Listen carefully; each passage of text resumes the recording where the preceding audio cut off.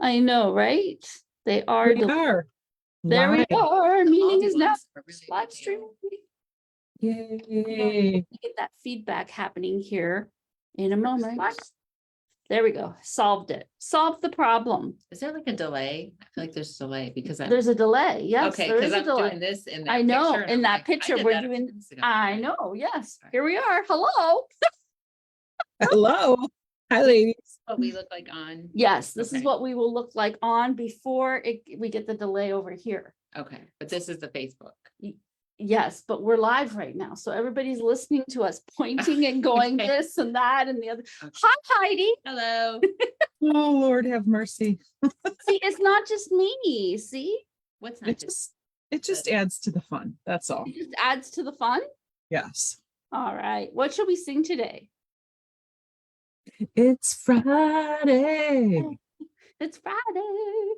You know, Grayson comes to me the other day and she's like, I was watching your YouTube channel. I said, oh, yeah. She's like, and I heard you singing. And I heard you telling everybody about how we tell you not to sing. And I said, uh-huh.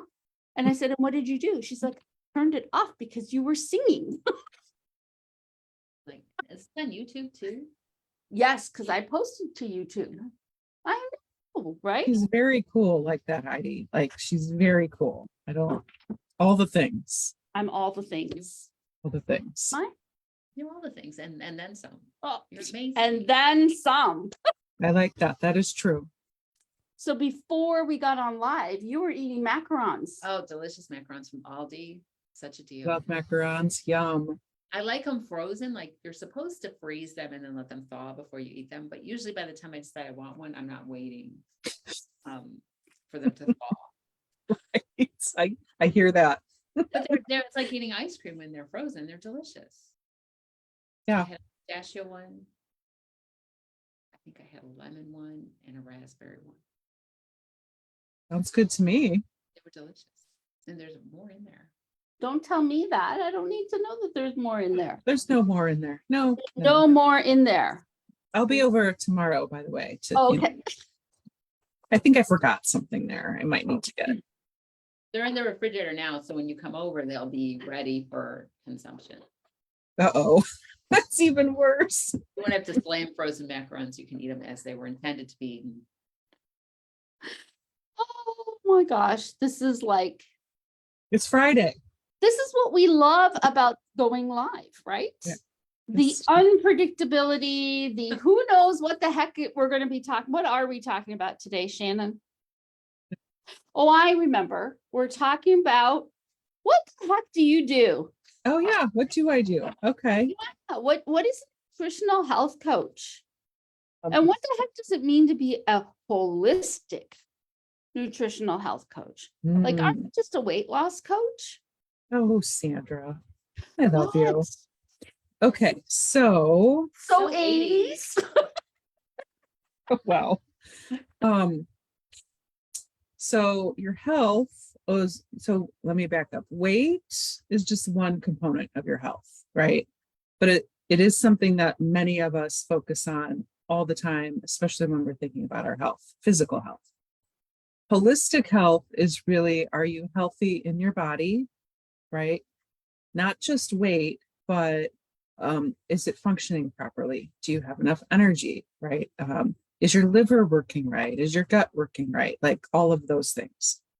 You have emotional and mental health, which plays into your overall wellness, because if you don't have a healthy mind, then you are not going to be healthy. It will physically impact you.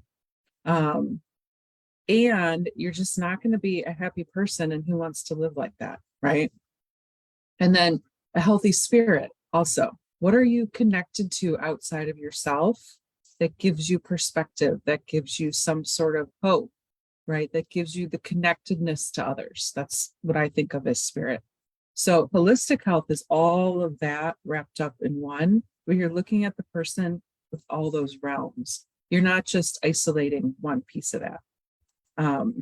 So what I do is I coach women one-on-one or in group around a variety of health topics. Now, lots of women might come for weight loss, right?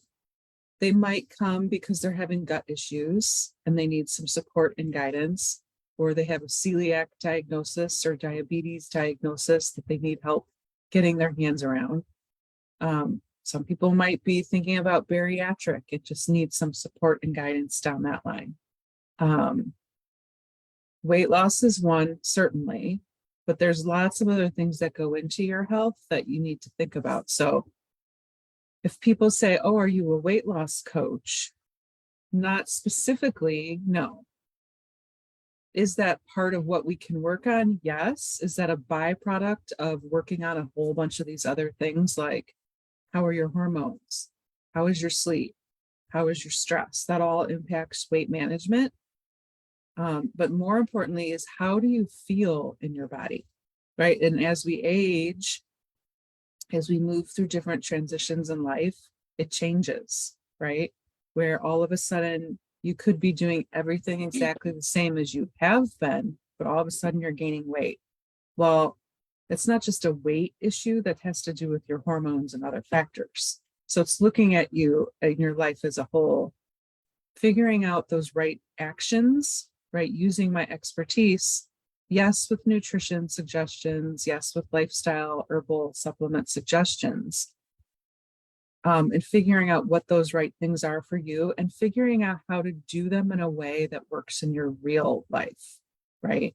Not this, I'm going to go on some program and I'm going to start eating in a completely different way that just doesn't really jive with who you are or how you live, because that's not going to be sustainable. Does that make sense at all? I'm rambling.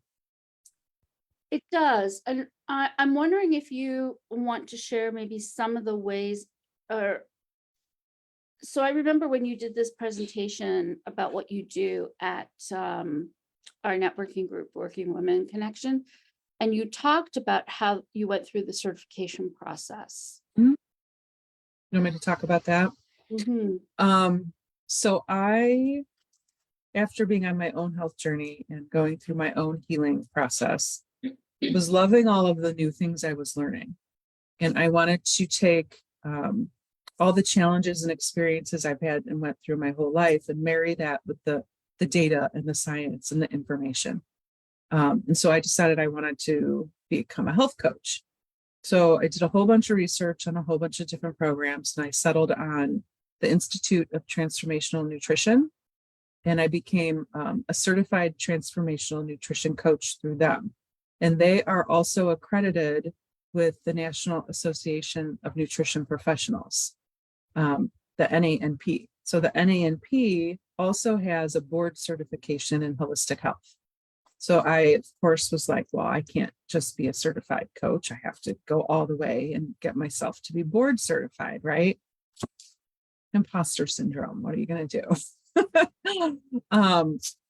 So that process was grueling, and I studied harder for those board exams than I did when I took my CPA exams, if that puts it in perspective.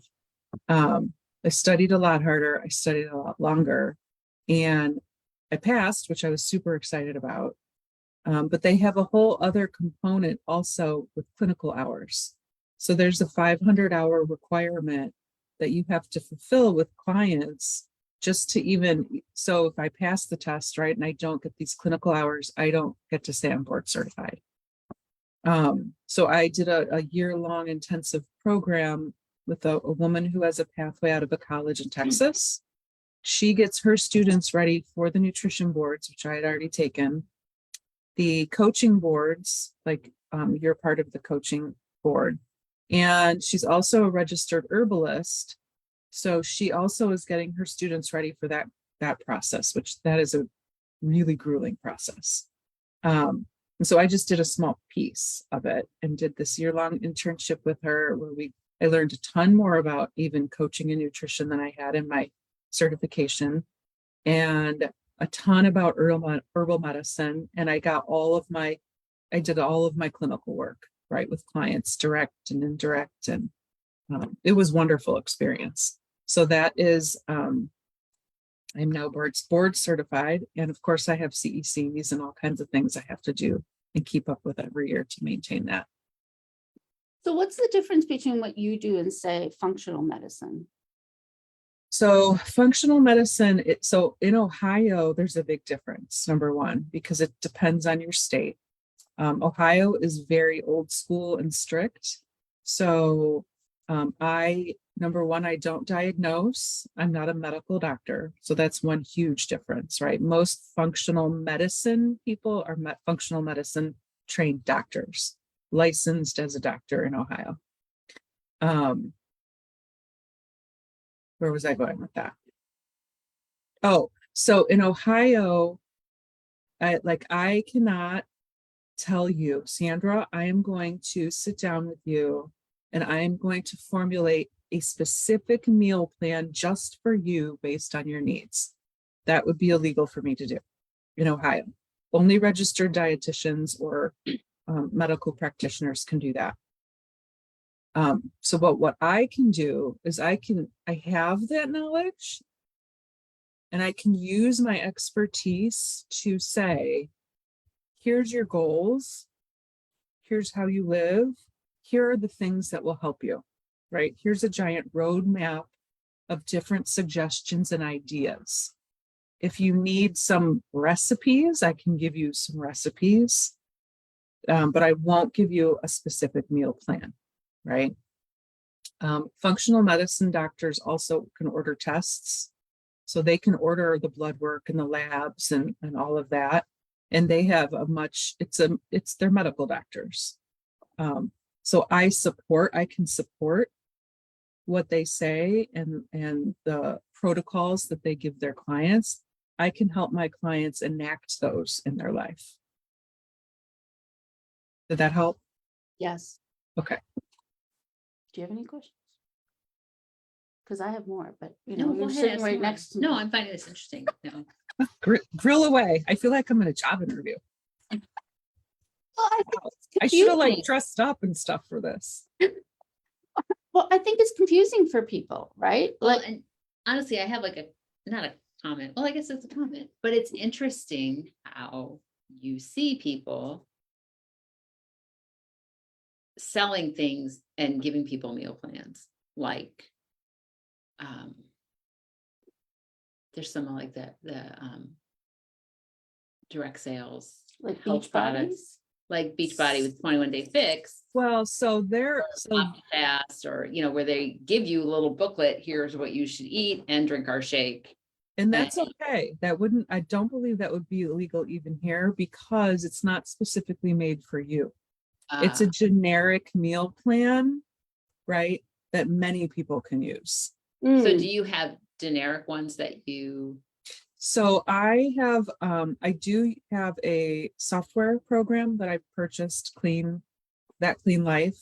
It's got thousands of recipes and it is a meal planning tool, right? So, but they also have done for you meal programs and templates and plans. So those are generally what I pull from when I send out weekly emails, and one of those emails a month is generally a plan that they might have put together, right? That I feel like people might like. So you can discuss general plans, but you can't say, Sandra, eat Wheaties for breakfast. Sandra. I can say, these are some of the things you might want to consider eating, but I will never tell her, eat XYZ for breakfast, lunch, and dinner. Yeah. And even if I could, I don't think I personally would, because I feel very strongly that only you know what's right for your body. And it's my job to help you figure that out by asking questions, right?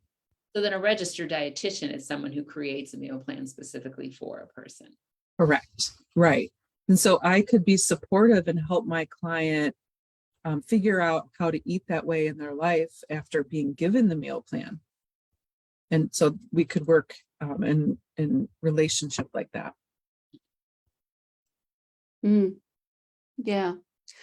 It was interesting because one of the things that I learned from you, and I remember so clearly saying to you, who would have known? We were looking at some herbal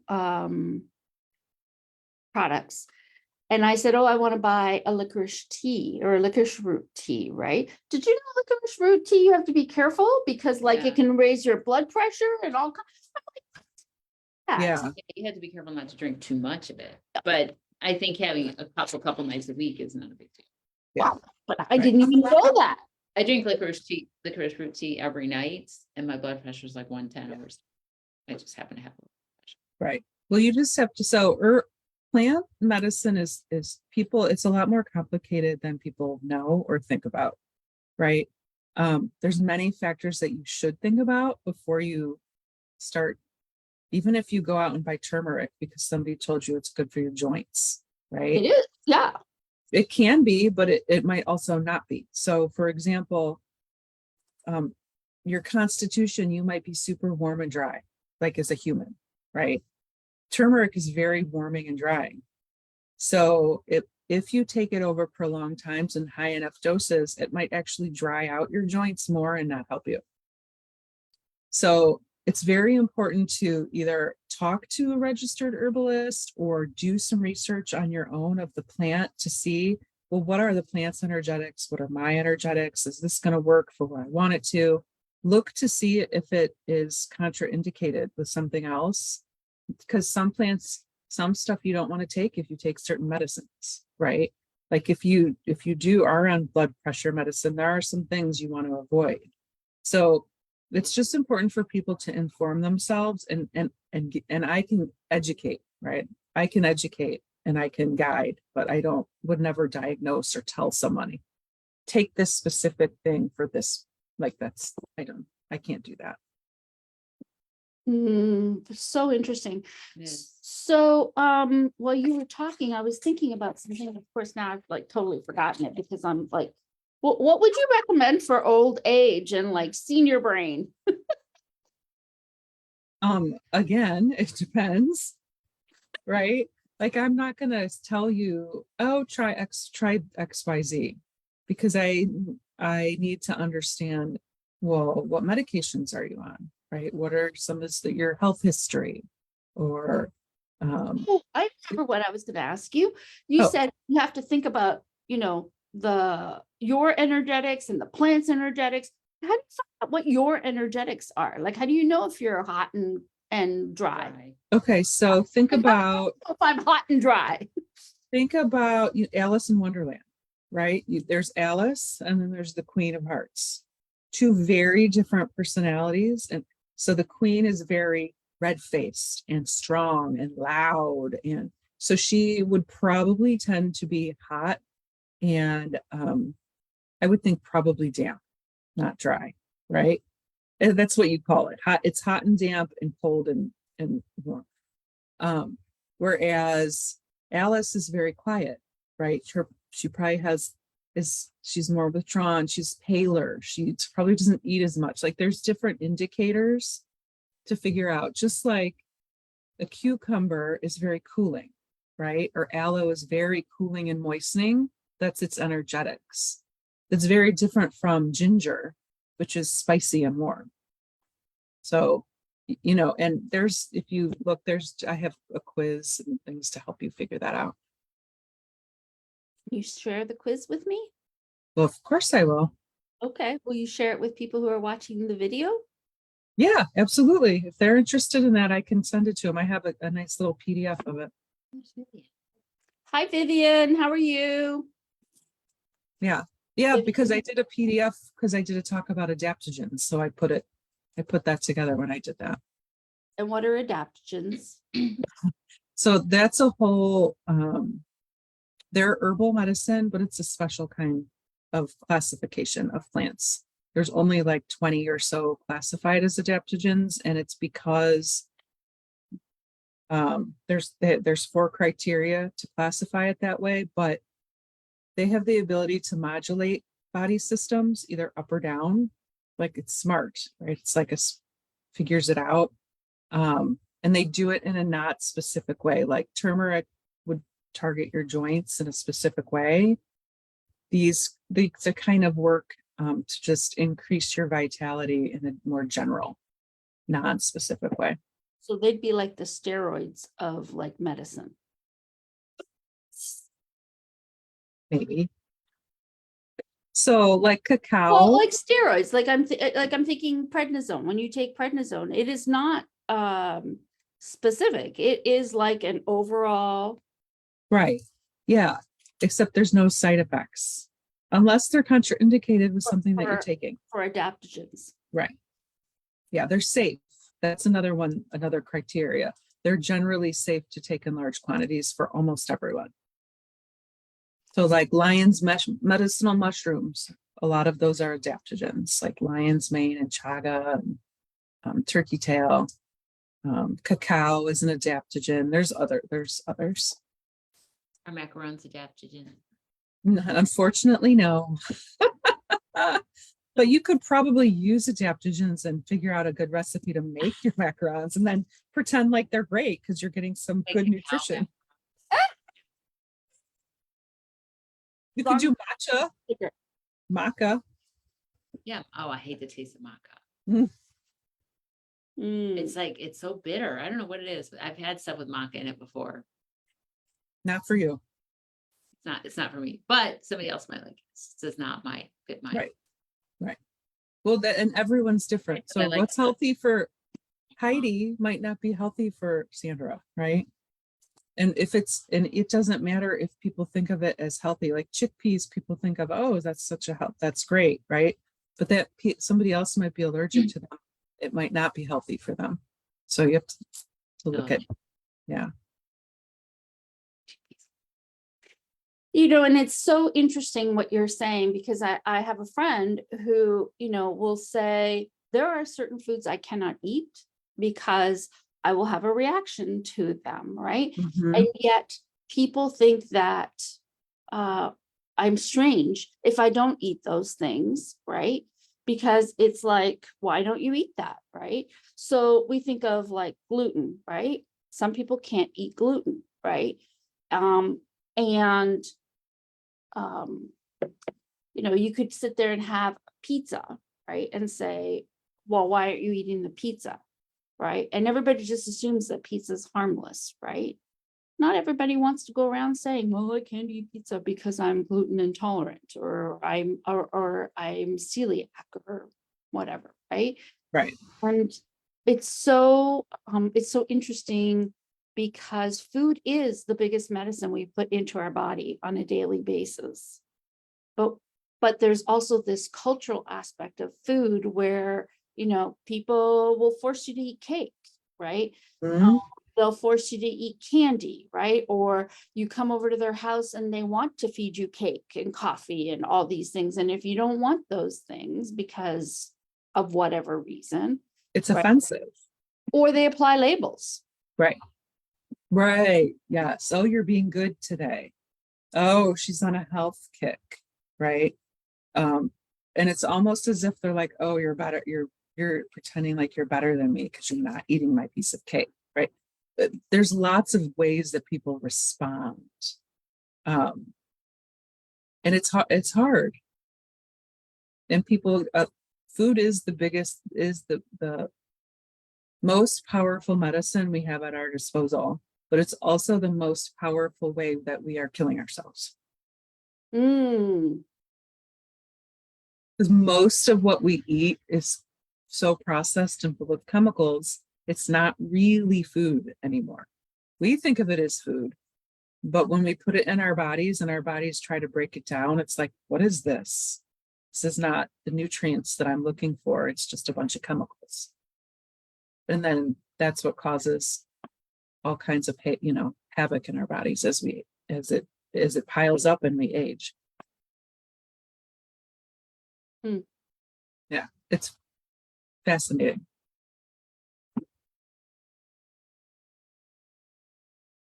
Casey says hi. Casey joined us. Hi, Casey. Yeah. So that's really awesome. I love this conversation, and I love what you do, because we don't tend to think about or rather, before I met you, I'm just going to keep it personal. Before I met you, I thought of nutritional coaches as just weight loss coaches. right? And I know we had this conversation earlier this week about, well, what do you mean you're not just a weight loss coach? Or what do you mean you don't help people with weight loss? Or what do you mean that that's not something that it's only a fraction of what you do? Yeah, and I guess I never really thought about all the other ways in which somebody might need assistance with nutrition. Well, we all need help with something, right? With our health. And it feels better when you have someone there at your side who's supporting you, who knows what they're talking about and can just be there for you saying, yep, you're doing a good job. Maybe you should think about this, right? Or maybe you should think about that. And and just giving you their confidence, and that you have confidence then in them, which builds confidence in you. Because my whole goal is for my clients to not need me anymore, right? Because they've found the power within, they're back in touch with their bodies, they know and have made up their own rules for, this is what's right for my body, this is what I want to do and don't want to do, for the way I want to live my life and feel good in my body, right? They're the only ones that can figure that out. I just kind of help guide them there. Yeah, and I know we were having a conversation earlier this week at some point about the process of bariatric surgery, right? And it was specifically related to this idea of, well, aren't you just a weight loss coach, right? Yep. So can you talk a little bit about what happens during that process and how you help people? Yeah. So, there's different camps of thought, in the health and wellness arena and community about bariatric. My thinking is that if this is a step that you feel is right for you and will really help you on your journey, I don't see anything wrong with it, right? As long as you have thought through all of the consequences and are going in knowing that the surgery is not the end all be all answer to everything, right? The surgeons, like, they have a robust process, right, around assessing you. They have therapists on hand to deal with all of the mindset and belief and thought that underlies it, and to before and after. They have registered dietitians on hand, right, to help with the nutritional specifics and needs. And they do monitor you for, I think it's like a year after. It might depend on the clinic, I'm not sure. But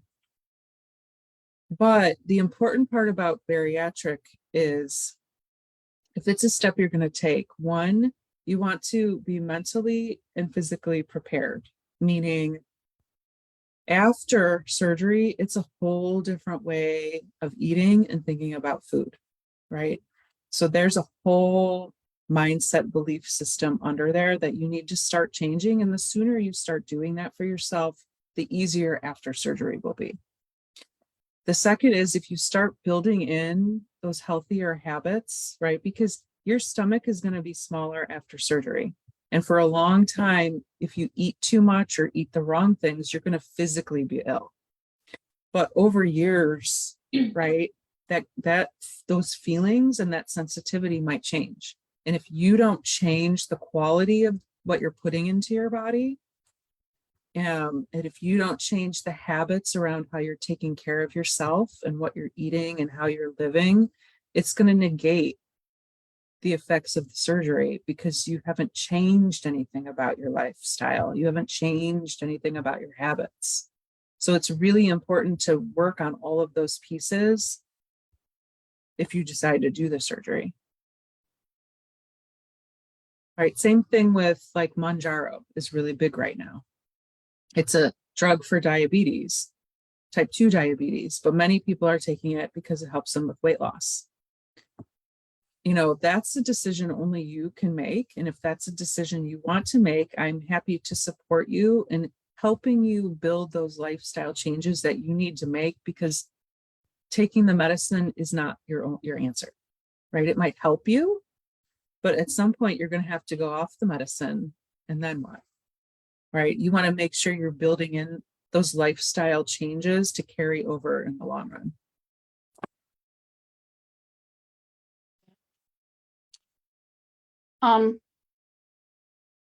So helpful. There's so many aspects to it. I think not just because we have judgments about people who are living in big bodies. I love that phrase that you use, people who live in bigger bodies, right? We have a lot of judgments associated with people who are of a larger size.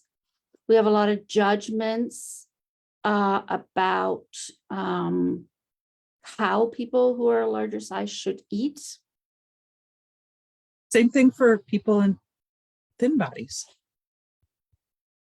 I mean, it goes both ways, right? You look at one person and you're like, where does she put all that food? How is she possibly eating all that? Right? Or you look at someone else and you might think, oh my gosh, that lady should not be eating French fries. Like those judgments are made all the time. Well, at the end of the day, we really shouldn't care what anybody else is eating. Exactly. But we do because really when we're judging others, we're really judging something we don't like about ourselves. Because there's something in there that's making us uncomfortable that has nothing to do with them. Yeah. Catrice is on and she's saying it's very true that it's a lifestyle change when you go through bariatric surgery. Mm-hmm. Yeah. This is so cool. And all of this pertains to what we're going to be talking about in our day retreat. Yes. So can you talk about that a little bit about how it all relates to what we're going to be working through? Yeah. So when you approached me about the retreat, I was so excited, and I still am so excited about it, because I think it really digs under these layers of what we're talking about, right? It goes beneath, I'm coming to you because I want to lose some weight, which is fine and great, right? But then we dig into, well, let's dig into all the pieces, right? And the whys and what's happening and what's holding you back. And most of the time, it comes down to perceptions of self and their body, not feeling comfortable in their body for whatever reason, a disordered relationship with food, because we use food in so many ways, right? That we learn from when we're little or as we age. And so having this day retreat and sort of starting to just peel away the onion on that and actually talk about these things, talk about the impacts it's had on our life, talk about the guilt and the shame and the judgment that goes along with all of this, right? All of this impacts how we behave. It impacts our relationships. It impacts maybe not even reaching the health goal you want to reach because you're stuck and you can't figure out why, right? Cultural implications, societal implications. There's so much to dig into that I was super stoked when you asked me, because the retreat, we're going to be talking about body image and relationships with food and its impacts and just really starting this discussion. Yeah. So we're also running this 21-day challenge. And if you're looking for day 2 and day 3, they're coming. We've had some technical glitches, but they're definitely coming. Mm-hmm. No. I totally messed up the way the things were working. Look at this. The IT person messes up the IT part of Sweet this. justice. Yes. So yes, day 2 and day 3 are coming, but when you get day 2 and day 3, you'll notice that it's all focused around building awareness, not building change, just building awareness, because we cannot change what we do not see. Yep. And everything starts with are you aware that you are doing certain things, because we are so much on autopilot every day of our lives, right? Like, I Yeah. mean, how many times do we drive home and we're not sure how we got home? Right. Awareness is always, always, always the first step. Yes. Yeah. Yes. So, so the join the 21-day journey and the Nourish Challenge. It's free. We're giving away some prizes. You'll get an email every day, except today you'll get 2. And you'll get an email every day and some exercises to do. They won't take long. It's maybe 10 minutes, but it's really building on these themes and these topics that we're talking about, and to kind of help you kind of look to see what's happening and maybe get under the surface on some new things, and become aware of some things that maybe you weren't aware of before. Right. Are you going to throw that link into the comment Yes, I section? will throw the link into the comment section, into the shares. Yes, absolutely. Yeah. And if you don't get day 2 and day 3 before So- before like the next hour and a half, yeah, it'll come. Seriously, it will come, because I will manually force it to go if I can't get the other thing to work properly. But yes. It's there surrounding us in our vortex and will be coming to you shortly. If you know an Abraham Hicks reference, there we go. It's in the Oh my vortex. We're just going to pluck it gosh. out of there. I just love technology. You know, it's great when it works. It's great when it works. Yes, absolutely. Well, yes. And if you are interested in like chatting about any of these topics, you can hit Sandra and I up, either one of us. You could consider coming to the day retreat. Obviously, we would love to see you there. That's going to be super fun. We have an exciting announcement about that coming out. We have a special guest coming on next week, and I'm super stoked about that. So join us next week to hear the special fun announcement. What else, Sandra? And tomorrow we're going to be talking with Diane, Our in-home chef. woohoo, Yes, who is going to be coming and doing the cooking and out teaching us a few things about meal planning and prep at the retreat. She's amazing. she is amazing. Yeah. Yes. So cool. So stay tuned. Join us tomorrow. Join the email challenge. And really consider joining us on this day. We'd love to have you there. And it's going to be amazing. It's going to be all about building community and building safe space to have these really important conversations. Agreed. And thank you for asking me all these questions, because I know what I know and I don't realize people don't really get what I do. So thank you. You're welcome. Thank you. Yes. And everyone have a good weekend. Bye. Bye.